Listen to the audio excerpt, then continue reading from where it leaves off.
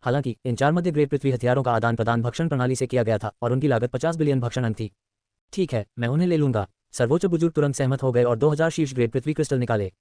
2000 शीर्ष ग्रेड पृथ्वी क्रिस्टल के बदले में 200 अरब भक्षण बिंदु, ये निश्चित रूप से एक अच्छा सौदा था। आखिरकार यदि वह इन 2000 शीर्ष ग्रेड पृथ्वी क्रिस्टलों को खा जाए तो वह अन्य 200 अरब भक्षण बिंदु प्राप्त करने में सक्षम होगा और वह अपनी खेती में सुधार करने में सक्षम होगा। और ठीक है, वास्तव में मेरी इंटरस्पेशियल रिंग में और भी बहुत कुछ है। सर्वोच्च बुजुर्ग, क्या आप उन्हें स्वर्गीय युवान संप्रदाय को देना चाहते हैं? मुझे बस इस बात की चिंता है कि उन्हें ले जाने के बाद वे ग्रीन सोर्स जॉइंट को मारने की कोशिश करेंगे। उस समय आप सभी स्वर्गीय कोर गहन जानवर के कोर के लिए लड़ रहे होंगे। यह अध्याय समाप्त नहीं हुआ है, कृपया पृष्ठ पलटें। येहुआन ने धीरे से कहा, चिंता मत करो, बस अपनी इच्छा अनुसार करो। सोअरिंग हेवन मैंशन अब स्वर्गीय युवान संप्रदाय से नहीं डरता। परम बुजुर्ग ने दृढ़ता से कहा। क्यों? येहुआन आश्चर्यचकित था। मैं आपको अभी नहीं बताऊंगा, लेकिन अगर वह ग्रीन सोर्स जॉइंट वास्तव में प्रकट होता है तो आपको पता चल जाएगा। सर्वोच्च बुजुर्ग ने जानबूझकर येहुआन को सस्पेंस में रखा, फिर उन्होंने आगे कहा, और ठीक है, बाकी मध्य ग्रेड पृथ्वी हथियारों की तरह उनमें से प्रत्येक को 8 मिलियन दें। धिक्कार है, अदरक जितनी पुरानी होगी उतनी ही मसालेदार होगी। क्या काले दिल का कमीना है? अल्पिराम, मालिक, उस आदमी ने तुमसे क्या कहा? ये देखकर कि सुप्रीम एल्डर और येहुआन वापस आ गए हैं, सोअरिंग हेवन मैंशन के संप्रदाय नेता लिंची ने उत्सुकता से पूछा। झोउयान ने उत्तर दिया, कुछ नहीं, उसने मुझे बस कुछ मध्य श्रेणी के पृथ्वी हथियार दिए। मध्य ग्रेड पृथ्वी हथियार? जब झोउयान की बात उसके मुंह से निकली तो हर कोई चौंक गया। एक मध्य ग्रेड पृथ्वी हथियार पहले से ही बहुत कीमती था, वह उन्हें कुछ और कैसे दे सकता था? हाँ, घबराओ मत सब लोग। एल्डर लियान, ये 2 मध्य ग्रेड पृथ्वी हथियार लें। झोउयान ने सीधे 2 मध्य ग्रेड पृथ्वी हथियार सौंपे, फिर एक लिंची को दिया। मोजियून की आंखें लगभग उनकी सॉकेट से बाहर निकल गईं। एक मध्य ग्रेड पृथ्वी हथियार उसके लिए महंगा नहीं था, लेकिन उसके पास इसे प्राप्त करने का साधन नहीं था। मध्य राज्य के गुट 4 प्रमुख संप्रदायों से नफरत करते थे, इसलिए मध्य ग्रेड पृथ्वी हथियार प्राप्त करना बहुत मुश्किल था।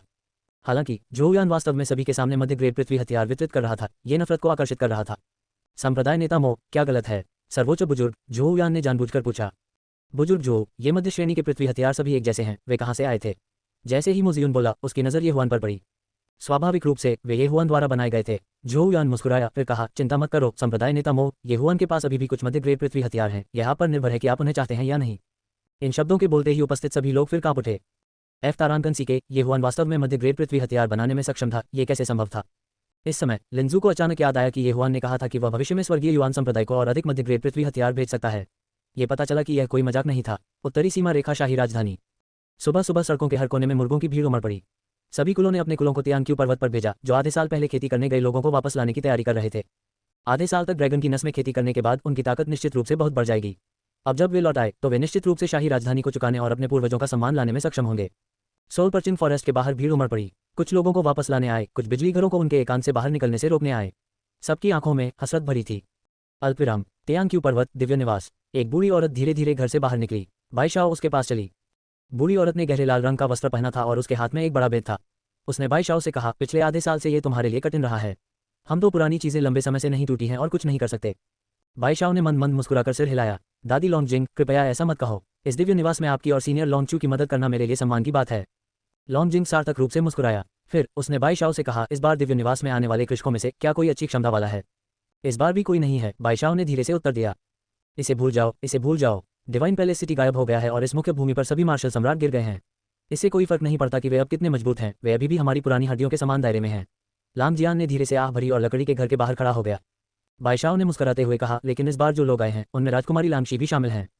क्या शी एडहेवन क्यों माउंटेन क्यों आए? क्या उसका शरीर नहीं है? लॉन्गजिंग जारी नहीं रहा। लॉन्गतियान की मां के रूप में वह अपने आज्ञाकारी पोते को कैसे नहीं समझ सकी, लेकिन वह आगे नहीं बढ़ी और बाईशाओ के जवाब का इंतजार करने लगी। उन थोड़ी धुंधली आंखों को देखते हुए बाईशाओ ने कहा, 1 साल पहले हेवन क्यू सिटी में एक कीमिया प्रतिभा थी। कीमिया में उनकी उपलब्धियां असाधारण थीं। आधे साल से अधिक समय पहले वह शाही राजधानी आए और राजकुमारी लॉन्गशी की पुरानी बीमारी का इलाज कराया। इसलिए उसने पहले ही ईश्वरीय निवास खोल दिया और उन्हें उसकी बीमारी का इलाज करने के लिए यहाँ आने दिया। लॉन्गजिंग थोड़ा चिंतित लग रहा था। उसने बाईशाओ से पूछा, अब स्थिति कैसी है?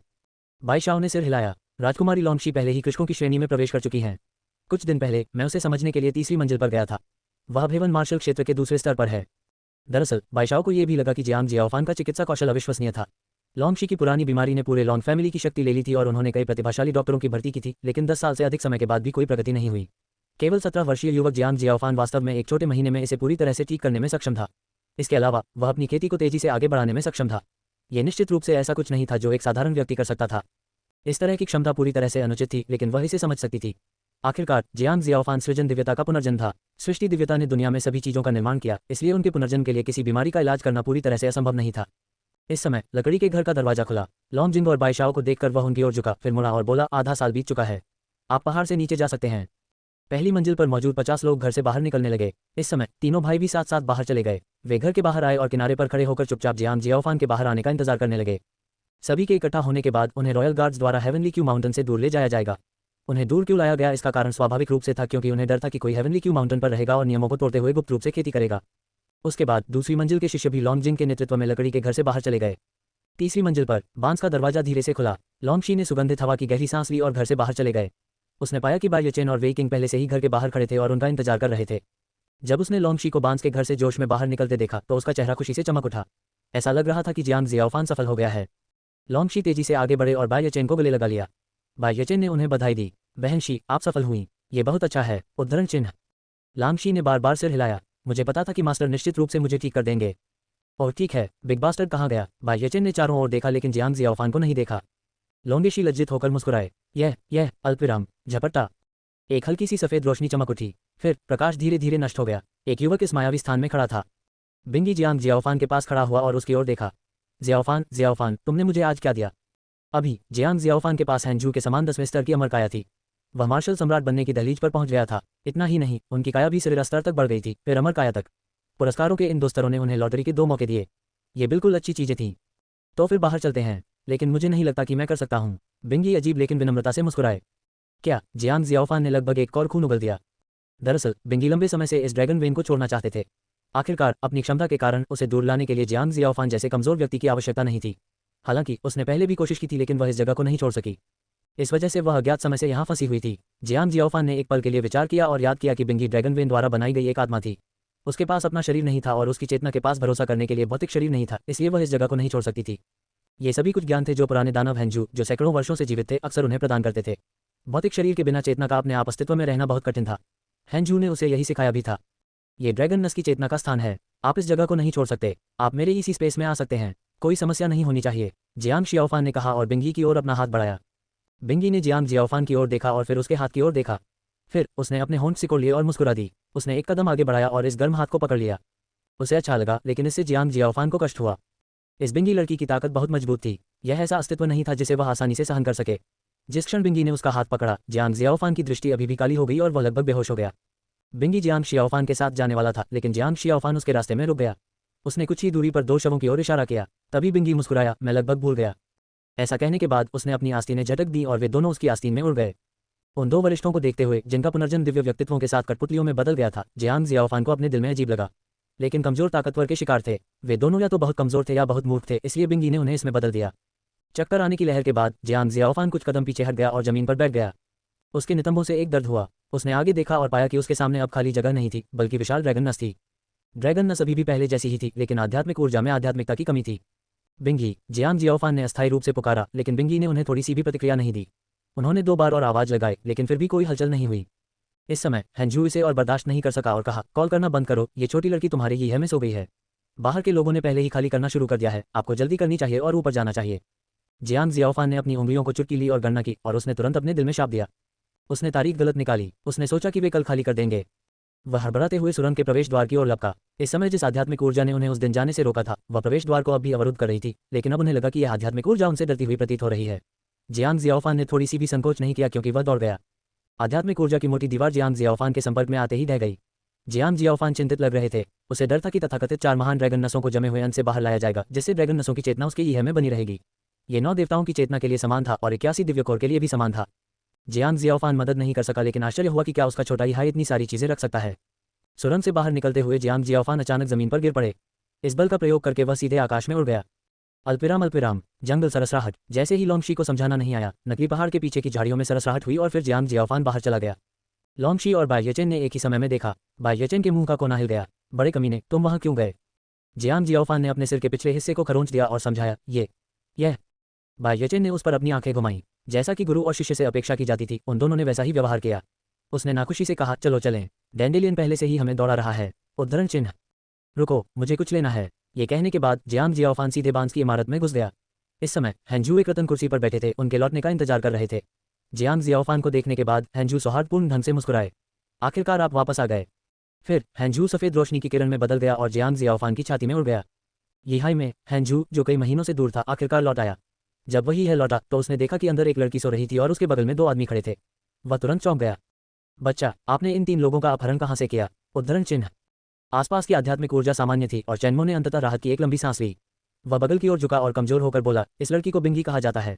तुम्हें पता होना चाहिए कि वह क्या है ना? हैंजू एक अमर रैंक कारीगर था, वह कैसे नहीं जान सका कि बिंगी क्या था? 4 महान प्राचीन दिव्य ड्रैगन में से एक।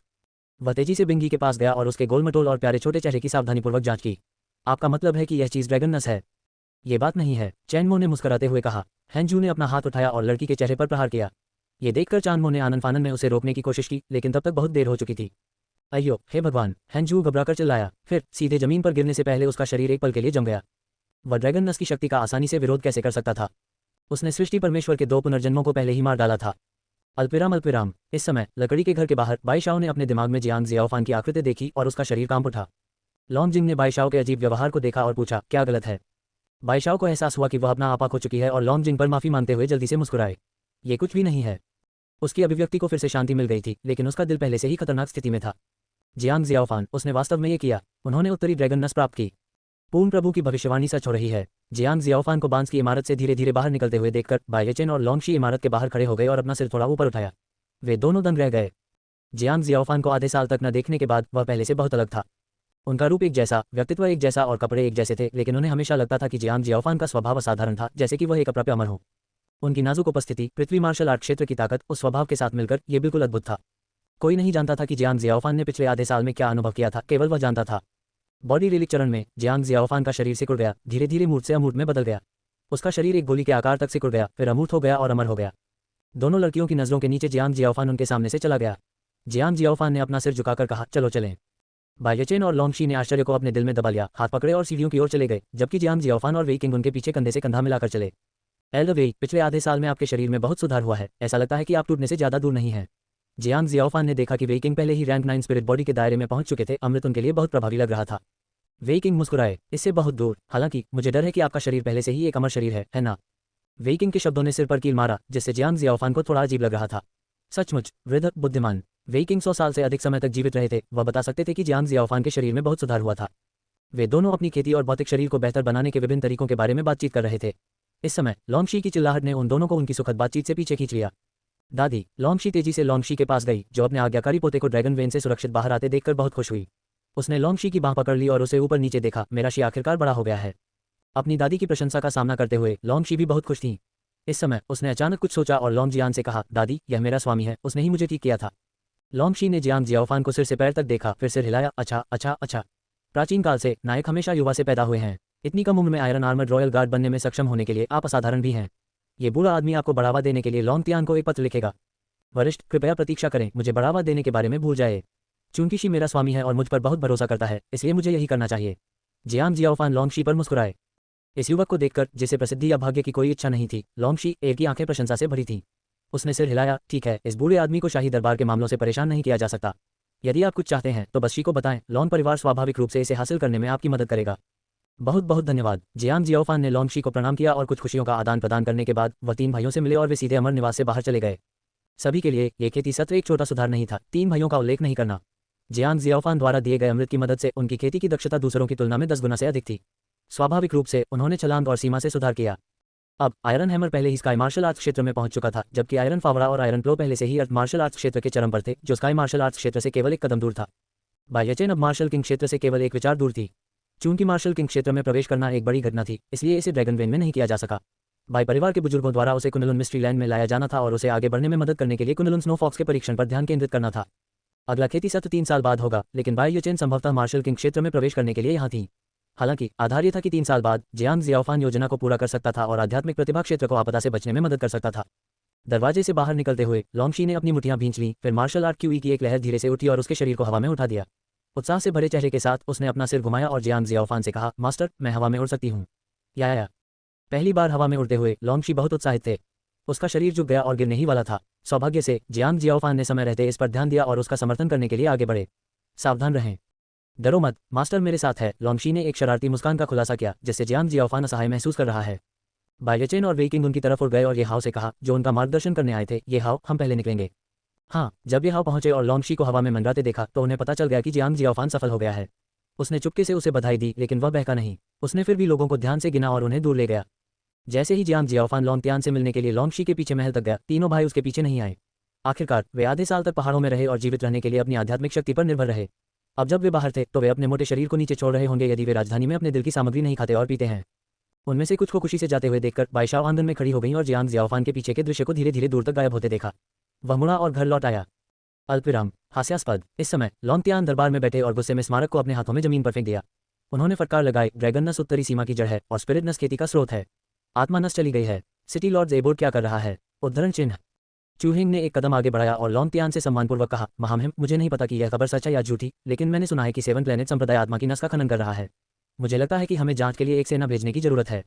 इस समय एमायान, जो किनारे पर खड़ा था, धीरे धीरे आगे बढ़ा। लॉन्गतियान जिनने अपनी मार्शल आर्ट में सफलता हासिल की थी और शाही दरबार को पुनर्गठित किया था, जिससे उनका अधिकार बहुत कम हो गया था, वह बहुत नाखुश थे और उन्होंने इस मामले पर अपनी राय व्यक्त की। महामहिम, 7 ल्यूमिनरी संप्रदाय वास्तव में अथाह है। इस समय इस और 7 ल्यूमिनरी संप्रदाय के बीच संबंध निश्चित रूप से छोटा नहीं है। यह एक गंभीर मामला है और हमें कुलीन सैनिकों को भेजना चाहिए। जनरल बाई या जनरल जू को जांच के लिए विशिष्ट सैनिकों का नेतृत्व करना चाहिए। बाईमोक सिंह कवच में किनारे पर खड़ी थी। इस समय उसने अपने दिल में भौहें सिकोड़ ली और उपहास किया। बूढ़ी लोमड़ी। 2 महीने पहले स्पिरिट वेन के हिलने की खबर आई थी, लेकिन मेई यान ने आज तक इसे बार बार दबाया था। अब उसका निश्चित रूप से इससे कुछ लेना देना था। फिर भी वह वास्तव में चाहता था कि बाईमोक सिंह या चूहेंग, जिनके पास सैन्य शक्ति थी, बाहर जाएं। सबसे अधिक संभावना एक जाल था। मेई यान ने कई वर्षों तक अदालत पर फैसला सुनाया था और लोगों के पास जीने का कोई रास्ता नहीं था। अब वह वास्तव में सैन्य शक्ति में रुचि थी। ऐसी महत्वाकांक्षा का सामना करते हुए बाईमोक सिंह आगे बढ़कर कुछ कहने ही वाली थी कि बाहर हंगामा हो गया। फिर 4 लोग हॉल के बाहर उतरे। सभी ने देखा और बाइलेचेन और लॉन्गशी को वेकिंग और जियांग जियाओफान को लाते हुए देखा। जब लॉन्गतियान ने लॉन्गशी को देखा तो उसकी उदास अभिव्यक्ति तुरंत गायब हो गई। उसने अपनी आंखों में खुशी के साथ लांगशी को देखा। पिताजी। लांगशी जल्दी से ऊपर चला गया और उसके पक्ष में आया। लॉन्गतियान ने लॉन्गशी का हाथ पकड़ लिया और तुरंत स्काई मार्शल क्यूई की शक्ति महसूस की। शी ए पहले से ही स्काई मार्शल क्षेत्र में है। बुरा नहीं, बुरा नहीं, लांगतियान ने ईमानदारी से कहा। उसका लहजा ऐसा था मानो उसके कंधों से कोई भारी बोझ उतर गया हो। 10 साल से अधिक समय से उन पर दबाव बना रहा ये दुखदायी मुद्दा आखिरकार खत्म हो गया। लॉन्गशी ने जमकर सिर हिलाया और कहा, यह सब मास्टर का धन्यवाद है। कई बार ऐसा हुआ जब मैं लगभग और नहीं पकड़ सका। मास्टर मेरे साथ रहे और मुझे प्रोत्साहित किया, मुझे बार बार खड़ा किया। अन्यथा आप शी को दोबारा नहीं देख पाते। सन की लॉन्गशी ने जो पहला काम किया वह जियांग जियाओफान के लिए एक अच्छा शब्द था। ये छोटी लड़की वास्तव में काफी विचारशील थी। लॉन्गतियान ने हॉल में खड़े जियांग जियाओफान की ओर देखा और सिर हिलाया। उसने जोर से कहा, जियांग जियाओफान, सुनो। ये सुनकर कि यह आदमी उसे पुरस्कृत करने जा रहा है, जियांग जियाओफान ने जल्दी से उसके शरीर को सीधा कर दिया। हालांकि उन्होंने अपने सम्मान का भुगतान करने के लिए घुटने नहीं टेके।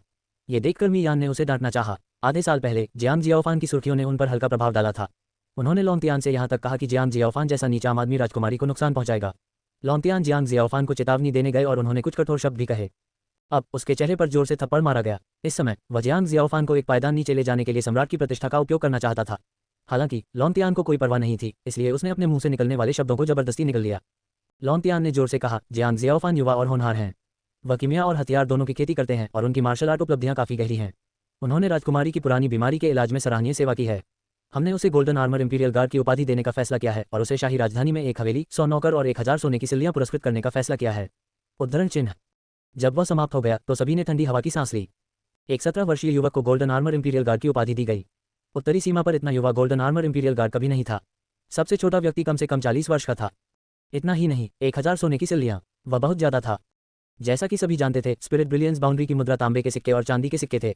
10 लाख तांबे के सिक्के इक्वल्स 1 चांदी का सिक्का और 1 सोने का सिक्का 10 लाख चांदी के सिक्के थे। 1 ट्रिलियन तांबे के सिक्के, यह एक बहुत बड़ी धनराशि थी जो एक परिवार के लिए दशकों तक बर्बाद करने के लिए पर्याप्त थी। ये देखा जा सकता है कि इस बार लॉन्गतियान वास्तव में खुश था। जियांग जियाओफान के लिए इनाम और मान्यता बिल्कुल अधिक थी। जियांग शियाओफान भी काफी हैरान थे, लेकिन उन्हें एक बात पता थी, जंगल का सबसे ऊंचा पेड़ सबसे पहले हवा से नष्ट हुआ था। इसके अलावा वह शाही राजधानी में केवल एक नवागंतुक था। इतना उदार इनाम निश्चित रूप से लालची आंखों को आकर्षित करेगा। ये सोचकर जियांग जियाओफान ने तुरंत निर्णय लिया। महामहिम को रिपोर्ट करते हुए, ये गोल्डन आर्मर इंपीरियल गार्ड काफी विस्मयकारी है और यह वही है जो मैं चाहता हूँ। लेकिन इस डिंग और सोने की सिल्लियों के बारे में भूल जाओ। मेरी तो बस एक ही गुजारिश है। लॉन्गतियान को यह भी आश्चर्य हुआ कि जियांग जियाओफान धन के सामने इतना शांत था और उसने इसे सीधे तौर पर अस्वीकार भी कर दिया। लेकिन दूसरे विचार में जियांग जियाओफान कीमिया और हथियार की खेती दोनों में प्रतिभाशाली थे, इसलिए यह उचित था कि पैसे का उन्हें कोई प्रलोभन नहीं था। वह अचानक जियांग जियाओफान के अनुरोध के बारे में थोड़ा उत्सुक हो गया, इसलिए उसने कहा, बोलो। जियांग जियाओफान ने हाथ पकड़कर कहा, मेरा जियांग कबीला सैकड़ों वर्षों से शाही राजधानी से दूर है। कौन अपने पूर्वजों का सम्मान नहीं लाना चाहता? मैं चाहता हूं कि जियांग कबीला शाही राजधानी में चले जाए। क्या महामहिम सहमत हो सकते हैं? ये सुनकर लॉन्गतियान को तुरंत जियांग जियाओफान के इरादे समझ में आ गए। कोई आश्चर्य नहीं कि उसने पैसे से इनकार नहीं किया, लेकिन एक आधिकारिक पद और 1 हवेली, ये पता चला कि उसके पास पहले से ही यह योजना थी। लेकिन ये कोई बड़ी बात नहीं थी। जियांग कबीले में केवल कुछ 100 लोग थे, इसलिए शाही राजधानी में जाना कोई समस्या नहीं थी। तो उसने हाथ हिलाते हुए कहा, स्वीकृत। आपकी कृपा के लिए धन्यवाद महामहिम। जियांग जियाओफान थोड़ा झुका, मन ही मन बेहद खुश थे। जियांग कबीला शाही राजधानी में जा सकता था। इतनी प्रचुर आध्यात्मिक ऊर्जा और जियांग जियाओफान के अमृत की मदद से वे तेजी से ऊपर उठेंगे।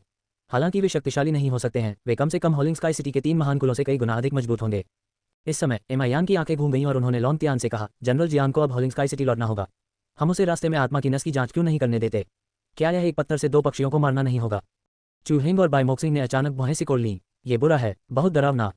पहली बार ये हुआन को शक्तिहीन महसूस हुआ। ये हरा दानव संभवतः कम से कम एक माइनर अर्थकोर हुआन जानवर था। हालांकि उनके लिए ये चुनौती भी थी। 8000 तलवार, वापस आओ।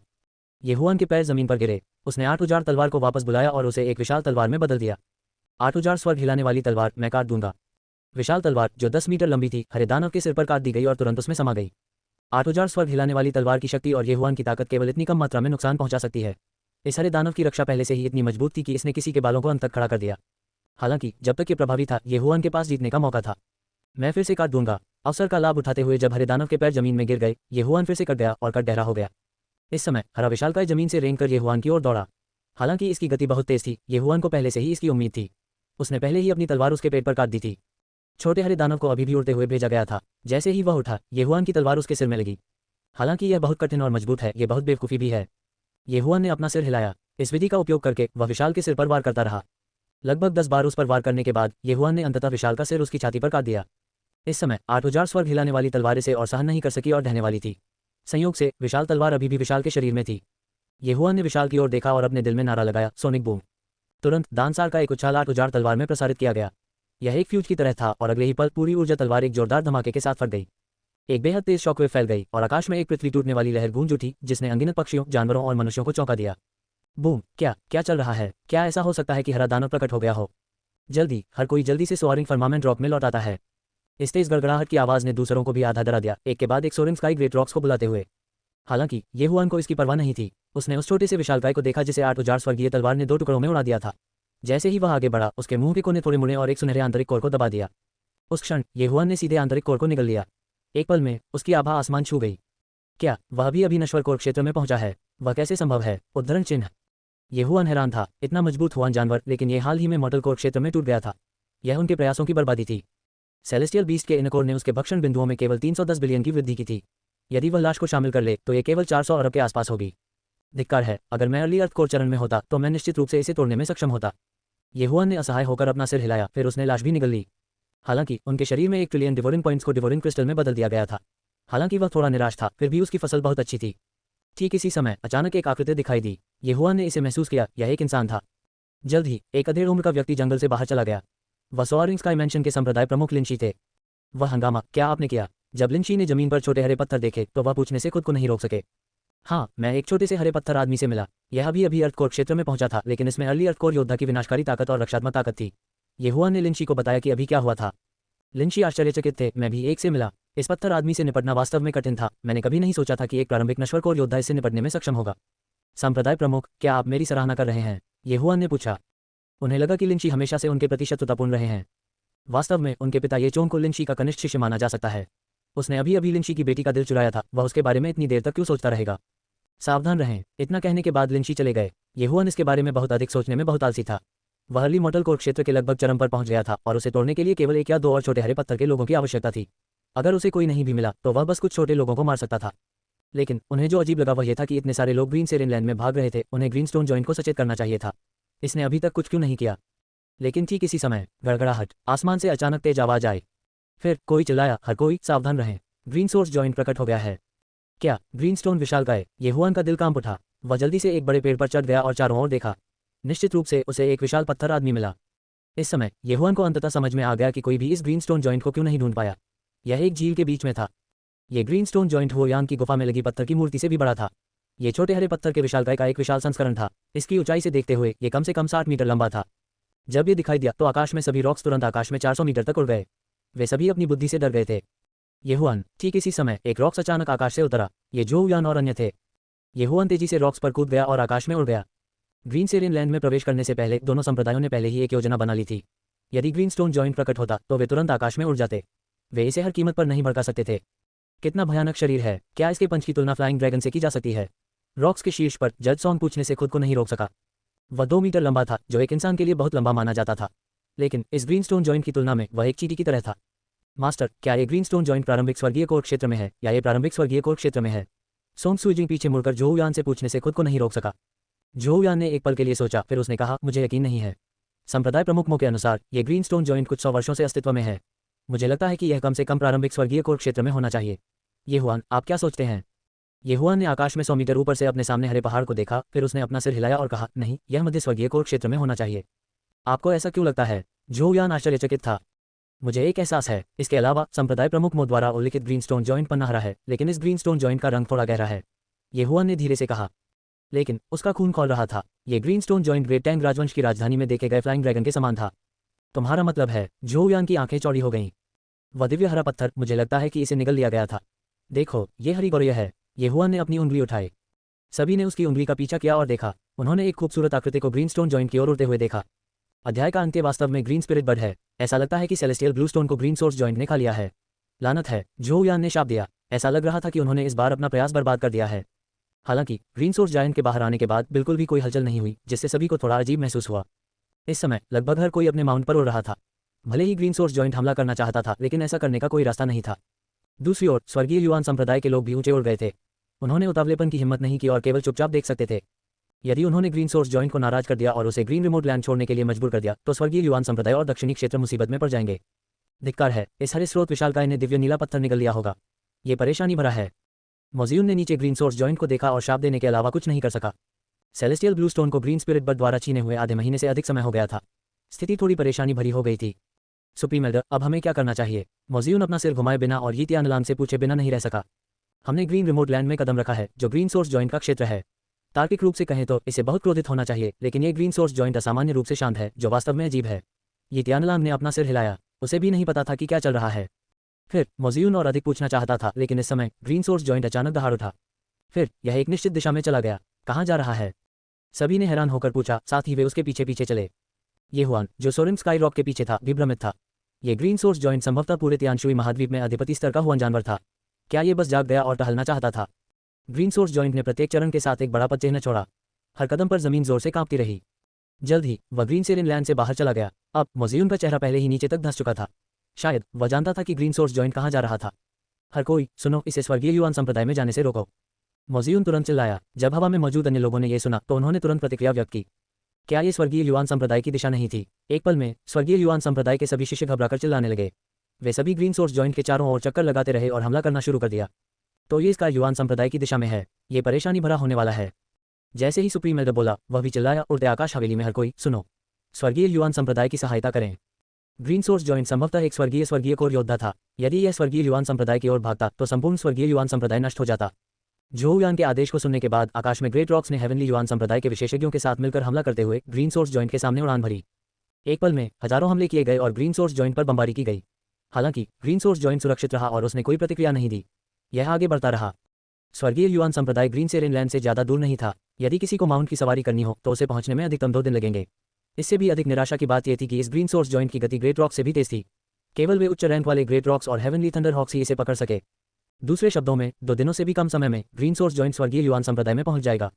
मोजियुन और अन्य लोग चिंता से जल रहे थे। हालांकि एक रेड टर्टली कोर योद्धा और एक मिड रैंक टर्टली वेपन की ताकत के बावजूद वे अभी भी इस ग्रीन सोर्स जॉइंट के लिए कुछ नहीं कर सके।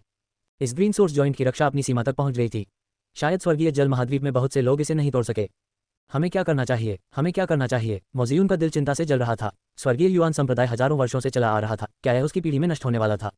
ग्रीन सोर्स जॉइंट की गति बहुत स्थिर थी। यह न तो तेज थी और न ही धीमी। दसियों हजार हमलों का उस पर कोई असर नहीं हुआ। वह एक चलते पहाड़ की तरह था। जल्द ही आधा दिन बीत चुका था। मोजियुन ने अपना दिमाग खराब कर लिया, लेकिन फिर भी वह कोई समाधान नहीं निकाल सका। इस दौरान वह ग्रीन सोर्स जॉइंट से बात करना चाहते थे, लेकिन उन्हें कोई जवाब नहीं मिला। इस समय सोआरिंग स्काई मैंशन के ग्रैंड एल्डर ने ग्रेट रॉक्स की सवारी की और चिल्लाया, सैक मास्टर मो, जल्दी से स्वर्गीय युआन संप्रदाय में लौटाओ और शिष्यों को निकालो। केवल आधा दिन ही बीता था। यदि उन्होंने फिर भी कार्रवाई नहीं की तो स्वर्गीय युआन संप्रदाय वास्तव में नष्ट हो जाएगा। मोजियुन ने अपने दांत पीसकर कहा, ग्रैंड एल्डर, मैं ये जगह तुम्हारे लिए छोड़ दूंगा। ऐसा कहने के बाद हेवनली थंडर हॉक के अन्य लोग अपने अन्य माउंट पर कूद गए। फिर मोजियुन हुआन बीस्ट हेवनली थंडर हॉक पर बैठे और हेवनली युआन संप्रदाय में लौट आए।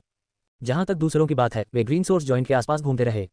एक महान रॉक्स पर, गुरु, क्या स्वर्गीय युआन संप्रदाय वास्तव में नष्ट होने वाला है? सोंग सुइजिंग पूछे बिना नहीं रह सका। हालांकि green source joint soaring sky mansion में नहीं गया था, फिर भी हेवनली युआन संप्रदाय हजारों वर्षों के इतिहास के साथ एक महान संप्रदाय था। यूं उजड़ गया तो अफसोस होगा। कोई दूसरा रास्ता नहीं है। झोउ यान ने अपना सिर हिलाया। ग्रीन सोर्स जॉइंट द्वारा उठाए गए हर कदम ने स्वर्गीय युआन संप्रदाय के शिष्यों के दिलों को हिला दिया। हालांकि ये कुछ ऐसा था जिसे तब तक रोका नहीं जा सकता था जब तक कि केंद्र राज्य के विशेषज्ञ एक साथ नहीं आते। येहुआन ने पास के हेवनली थंडर हॉक पर नजर डाली। हेवनली थंडर हॉक पर एक नाजुक आकृति खड़ी थी। ठंडी हवा में यह आंकड़ा स्थिर खड़ा रहा, बहुत उदास लग रहा था। हालांकि लिंजू केवल 2 वर्षों के लिए स्वर्गीय युआन संप्रदाय में थी, संप्रदाय के लिए उनकी भावनाएं अन्य शिष्यों से कम नहीं थीं। अब जब उसने देखा कि उसका पंथ नष्ट होने वाला है तो उसकी आंखें गीली हो गईं। कृषकों के लिए संप्रदाय एक और घर था। अब जब उनका घर नष्ट होने वाला था, स्वर्गीय युआन संप्रदाय के कई शिष्य रो पड़े। आह, तुम्हें लालची होने के लिए किसने कहा? येहुआन ने अपने दिल में आह भरी। यदि वे इस ग्रीन सेरेन लैंड में नहीं आए तो क्या सब कुछ ठीक नहीं होगा? इस समय अचानक एक आकृति उछल पड़ी। येहुआन ने अपना सिर घुमाया और देखा कि सोंग सुइजिंग लिंजू की ओर भाग गया था। ये लड़की, मुझे नहीं लगता कि वह यहाँ खुश होने के लिए है। येहुआन ने मन में सोचा। उन्हें सिर्फ सोंग सुइजिंग की उपस्थिति पसंद नहीं थी। हालांकि वह पहले थोड़ी नाजुक थी, लेकिन सोआरिंग हेवन मैंशन में शामिल होने के बाद वह वैसी नहीं रही। उसने नहीं सोचा था कि वह चोट में अपमान जोड़ने जैसा कुछ करेगी। निश्चित रूप से उसकी चिंताएं अनावश्यक थीं। सोंग सुइजिंग लिंजू को सांत्वना देने गए थे। क्या सचमुच कोई दूसरा रास्ता नहीं है? क्या हमारा स्वर्गीय युआन संप्रदाय वास्तव में इस अंधेरे जानवर द्वारा रौंदा जाएगा? हम क्या कर सकते हैं? ये ग्रीन सोर्स जॉइंट अचल है जब तक कि कोई स्वर्गीय कोर योद्धा न हो, कोई अन्य रास्ता नहीं है। मेरी बहन अभी भी संप्रदाय में है, लानत है। चिंता न करें, संप्रदाय प्रमुख कुछ संप्रदाय के बुजुर्गों को वापस ले आए हैं। मुझे यकीन है कि ग्रीन सोर्स जॉइंट के स्वर्गीय युआन संप्रदाय तक पहुंचने से पहले वे सभी को निकाल सकते हैं। स्वर्गीय युआन संप्रदाय के सभी शिष्यों के चेहरे पर बदसूरत भाव थे। यह उनका अब तक का सबसे यातनापूर्ण दिन था। अध्याय का